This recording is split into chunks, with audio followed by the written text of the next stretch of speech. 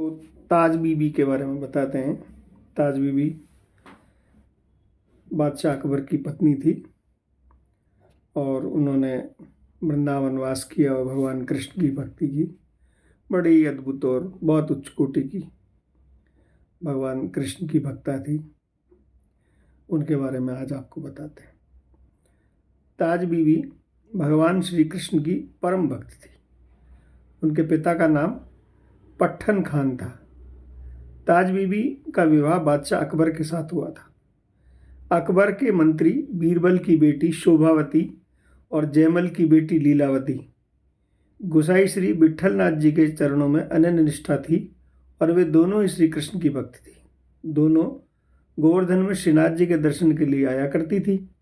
लीलावती और शोभावती ताज बीबी के पास आती थी, जिससे ताज बीबी को सत्संग और श्री कृष्ण चरित्र श्रवण का अवसर मिलता था, जिससे ताज बीबी के हृदय में श्री कृष्ण के प्रति श्रद्धा प्रकट हो गई। बीरबल की बेटी शोभावती जब ताज बीबी से मिलने आती तो अक्सर वृंदावन और गुसाई श्री विट्ठलनाथ जी की चर्चा किया करती थी।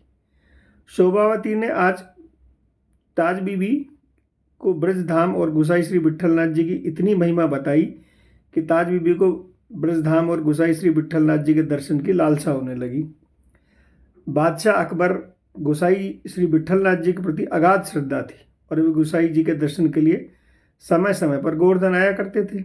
एक बार ताज बीबी अकबर से अनुमति लेकर गुसाई जी के दर्शन करने गोवर्धन आई। गुसाई जी ने दर्शन कर ताज बीबी को कुछ समय के लिए गोवर्धन में ही रुक गई और गुसाई जी के सत्संग में भाग लेने लगी। ताज बीबी ने ब्रज में अनेक लीला स्थलियाँ एवं मंदिरों के दर्शन किए। ब्रजधाम के लता कुंजों का दर्शन कर ताज बीबी का मन ब्रज से बाहर जाने की नहीं हुआ, लेकिन फिर भी अकबर के आदेश अनुसार कुछ दिन बाद उसे दिल्ली लौट आई। ताज बीबी ब्रज से लौटी तो आई, लेकिन उनके मन में ब्रज में ही रमण कर रहा था और मुख से श्री कृष्ण का नाम जप करने लगी। ताज बीबी ब्रज से श्री कृष्ण का एक चित्र अपने साथ लाई, जिसमें पुष्प एवं फल अर्पण कर उनकी सेवा करने लगी। अब ताज बीबी श्री कृष्ण के रूप में आसक्त होने लगी और विचार करने लगी कैसा ब्रजधाम का अखंडवास प्राप्त हो। यदि बादशाह अकबर से इसकी अनुमति मांगूं तो वे जाने नहीं देंगे। ऐसा विचार कर समय ताज बीबी गुसाई जी के दर्शन करने गोवर्धन आई। गुसाई जी के दर्शन कर ताज बीबी ने गुसाई जी से कहा, महाराज ऐसी कृपा कीजिए कि मेरे पति मेरी अभिलाषा को पूर्ण करें। गुसाई जी ने कहा, अपने पति के प्रत्येक आदेश का पालन करो, तुम्हारी अभिलाषा पूर्ण होगी। इसके बाद ताज बीबी दिल्ली लौट आई। अकबर के प्रत्येक आदेश का पालन करने लगी। एक दिन अकबर ने विचार किया कि ताज बीबी मेरी हर बार आज्ञा का पालन करती है, मुझे भी उसकी इच्छा पूर्ण करनी चाहिए। ऐसा विचार कर अकबर ने ताज बीबी से पूछा, तुम्हारी क्या इच्छा है? ताज बीबी ने विचार किया कि यदि मैं ब्रजवास मांगूं तो अकबर मना कर देंगे, इसलिए ताज बीबी ने कहा, महाराज मुझे आगरा के महल में निवास करना है, मुझे आगरा भेज दीजिए। अकबर इस बात के लिए मान गया और ताज बीबी को यमुना के रास्ते नाव से आगरा भेज दिया। आगरा ब्रज की सीमा पर स्थित है, इसलिए ताज बीबी अक्सर गोवर्धन, गोकुल, वृंदावन, बरसाना आदि स्थानों के दर्शन करने आने लगी। ताज बीबी गुसाई जी का सत्संग भी सुनने के लिए आया करती। वह सत्संग में जिस लीला का श्रवण करती उसी के चिंतन में डूबी रहती। अब ताज बीबी का हृदय श्री कृष्ण विरह में जलने लगा और वह श्री कृष्ण के दर्शन के लिए रोती। ताज बीबी की वेशभूषा भी बदल गई थी। एक दिन बादशाह अकबर आगरा आया। आगरा में अकबर की दूसरी पत्नी ने अकबर से ताज बीबी की शिकायत की। ताज बीबी बिल्कुल बदल चुकी है, उसकी वेशभूषा भी बदल गई है। कलमा कुरान छोड़कर श्री कृष्ण का चित्र हृदय से लगाए रोती रहती, सदैव कृष्ण कृष्ण जपती रहती है। उसका खान पान भी बदल गया। अब आप ताज बीबी का ध्यान दीजिए, वरना कल को बदनामी होगी। बादशाह अकबर ने जब रानियों को से ताज बीबी की विवरण सुना तो उसके हृदय में बहुत प्रसन्नता हुई। अकबर ने आज ताज बीबी को कुछ नहीं कहा और किसी चीज़ के लिए रोका भी नहीं। ताज बीबी दासी के साथ बीबी को बताया कि आपके विरोध में समस्त रानियां अकबर आपकी शिकायत कर रही। ताज बीबी ने किसी को कुछ नहीं कहा, अपने इष्ट श्री कृष्ण से प्रार्थना करने लगी, सुनो दिल जानी मेरे दिल की कहानी, तुम हुस्न की बेकानी बदनामी भी सहूंगी मैं, देव पूजा ठानी हो निवाज है भुलानी तजे, कलमा कुरान सारे गुनन रहूंगी मैं। श्यामला सलोना सिरताज सिर कुल्ले दिए, तेरे नेह दाग में निदाग है दहूंगी मैं।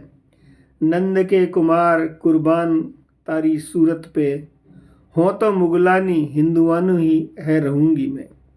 ताज बीबी अब हर समय श्री कृष्ण से ब्रजवास के लिए प्रार्थना करने लगी। महल में न कोई सत्संग था न कीर्तन, इसलिए ताज बीबी दुखी रहने लगी। उसे ब्रज के मंदिर में संतों की याद आने लगी। ताज बीबी का खाना भी कम हो गया, जिससे उसका शरीर कमजोर होने लगा। एक दासी ने ताज बीबी को इस अवस्था के बारे में अकबर को बताया। अकबर ताज बीबी से पास आया और बोला, तुम बहुत दिनों से दुखी रहती हो, रोती रहती हो, तुम्हें किस बात का दुख है? ताज बीबी ने कहा, मुझे वृंदावन वास करना है, जहाँ नित्य सत्संग प्राप्त हो और संतों का दर्शन होगा।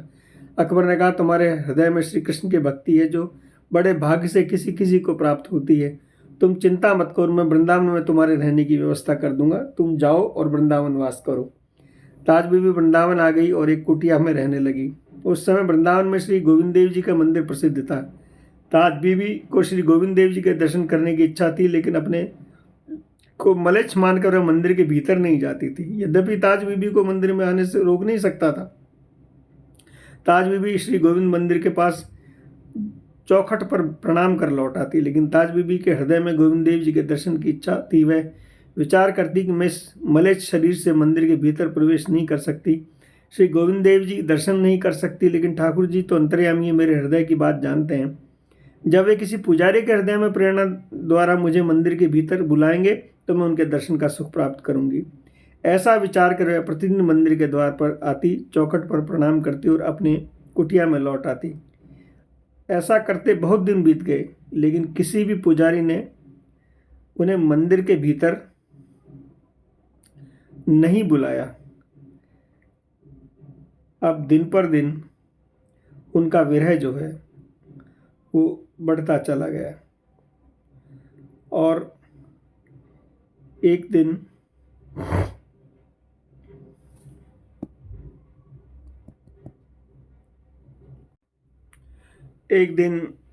ताज बीबी गोविंद देव मंदिर आई और चौखट पर प्रणाम कर कुछ प्रणय कोप से श्री गोविंद देव से कहने लगी, आप तो दया के सागर हैं, फिर मुझ में ऐसी कैसी निष्ठुरता क्यों है? क्या मैं आपके दर्शन भी नहीं कर सकती? तो मैं अब आपके मंदिर नहीं आऊँगी, और जब तक आप स्वयं आकर दर्शन नहीं देंगे तब तक अन्न जल भी ग्रहण नहीं करूँगी। ठाकुर जी ऐसा कहकर ताज बीबी अपने कुटिया पर लौट आई। 3 दिन बीत गए। ताज बीबी को न जल ग्रहण किया न अन्न। शरीर कमजोर हो गया, लेकिन वह श्री कृष्ण का स्मरण कर रोती रहती। मध्य रात्रि में ताज बीबी को असह्य पीड़ा होने लगी। उसी समय उसने एक गंभीर वाणी सुनी, ताज देखो, मैं तुम्हारे लिए भोजन और जल लाया हूँ। ताज बीबी ने देखा, नीला प्रकाश फैल रहा है, उसमें नीलमणि श्री गोविंद देव जी भोजन और जल लिए खड़े हैं। श्री गोविंद देव जी के दर्शन करते ही ताज बीबी को मूर्छा आ गई। श्री गोविंद देव जी भोजन और जल को वहीं रखकर अंतर्ध्यान हो गए। जब ताज बीबी की मूर्छा गई तो उसने सोचा कि यह तो कोई स्वप्न था या सत्य। पूरी कुटिया में एक दिव्य सुगंध व्याप्त थी। अब ताज बीबी ने भूमि पर देखा तो वही भोजन की थाली और जल की झारी रखी थी जो ठाकुर जी के हाथों में थी। ताज बीबी समझ गई कि ठाकुर जी सत्य में आए थे। ताज बीबी ने सोचा, मेरे प्रण के कारण ठाकुर जी को रात्रि में यहाँ आने का कष्ट होना पड़ा। ताज बीबी बहुत पछताई। अपने को धैर्य देते हुए ताज बीबी ने ठाकुर जी का प्रसाद ग्रहण किया। प्रसाद का ऐसा स्वाद ताज बीबी ने जीवन में कभी अनुभव नहीं किया। उनका शरीर रोमांचित होने लगा और हृदय एक नवीन उत्साह से भर गया। ताज बीबी को लीलाओं की स्फूर्ति होने लगी। उन दिनों ताज बीबी पद से लिपिबद्ध कर देती और श्री कृष्ण दर्शन का पद इस प्रकार है, छैल जो छबीला संग रंग में रंगीला बड़ा, चित्त का अड़ीला कहूँ देवताओं में न्यारा है, माल गले सोहे नाक मोती सेत सोहे कान, कुंडल मन मोहे लाल मुकुट सिर धारा है, दुष्ट जन मारे सब संत जो उबारे ताज, चित्त में निहारे पन प्रीत कर वारा है, नंदजू का प्यारा जिस कंस को पचारा, वह वृंदावन का प्यारा कृष्ण साहेब हमारा है। अगले दिन सुबह श्री गोविंद देव जी के मंदिर में पुजारीगण ठाकुर जी को भोग के लिए थाल और जल की झारी खोजने लगे, लेकिन वह किसी को नहीं मिली। मंदिर के पुजारीगण आश्चर्यचकित थे कि मंदिर तो बंद था, भोग की थाल और जल की झारी कैसे गायब हो गई।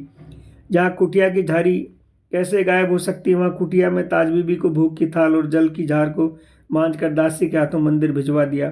दासी भोग की थाल और जल की झारी लेकर मंदिर गई। तो मंदिर में पुजारी स्तब्ध हो गए। उन्होंने दासी से पूछा, तुमको ये भोग की थाल और जल की जारी कैसे मिली? दासी ने कहा, महारानी ताज बीबी ने ये भिजवाया है। पुजारीगण ताज बीबी के पास आए और ताज बीबी ने पूछने लगे, भोग की थाल और जल की जारी आपके पास कैसे आई? ताज बीबी ने सब वृतांत कह सुनाया। पुजारीगण ताज बीबी के भाग्य की सराहना करने लगे।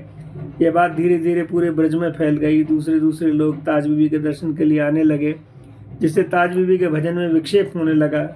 दिन बाद बीबी यमुना पार कर गोकुल महावन चली गई और अपने जीवन का शेष समय वहीं व्यतीत किया। ताज बीबी ने गोकुल महावन में ही देह त्याग कर गोपी स्वरूप में राधा कृष्ण की लीलाओं का सम्मिलित हो गई। यहीं पर ताज बीबी की समाधि है। जय जय श्री राधे, निताई गौर, हरि बोल।